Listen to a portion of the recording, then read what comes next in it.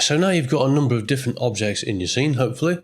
We'll have a look at the last thing in the pivot points, which is the individual origins. So this is really useful if you want to rotate things around, but on their own axis. So rotate a few of the objects and make sure they're all pointing in different sort of directions.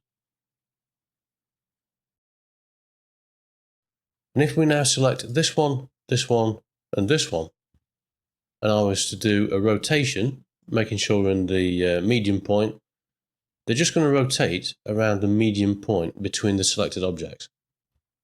Now, if I want to rotate them around their own origin, that's the little dot in the middle, then what I'll do, I'll change this to individual origins.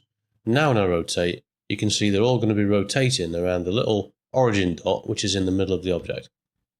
If I rotate on the Z, so RZ, then they're all going to be rotating on the global Z coordinate around their local origin.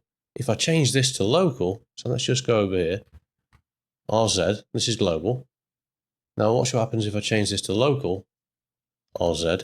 You can see they're all now rotating around their own local Z axis. Okay, so that's incredibly useful to know.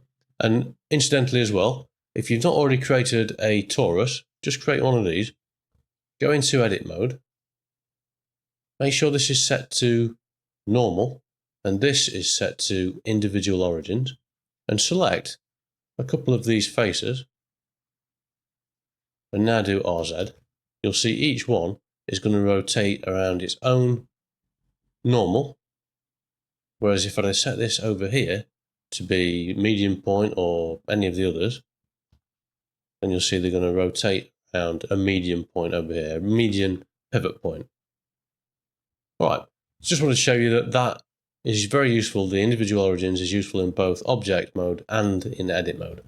We can also use the active element for a pivot point like we did in edit mode. I select this one, and this one. You'll notice that this one, just like in edit mode, is brighter than the two that we selected previously. So whatever you select last is going to be the active object. So we can set the pivot point to be the active element in this drop-down list again, rotate around the pivots.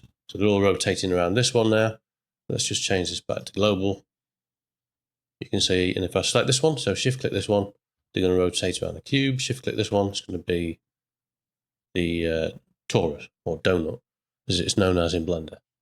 And additionally, when you make an object active by shift-clicking on it, then the properties panel over here shows the properties for the active element. So if you're selecting multiple objects, so for example the camera, if I select the camera, you'll notice this changes to the camera properties. If I select a light, this is going to change to the light properties. Choose an object, and we're going to get the data details for the object. So this is always going to be in the properties panel relative to the active selection. So now we've got an idea of the very fundamental basics of 3D and Blender's interface and how we can interact with it and add different objects and things. Let's model a very simple scene where we can also look at how we can make things look more realistic by adding materials, lighting, and also how we can set up the camera and get Blender to render a realistic looking image from that.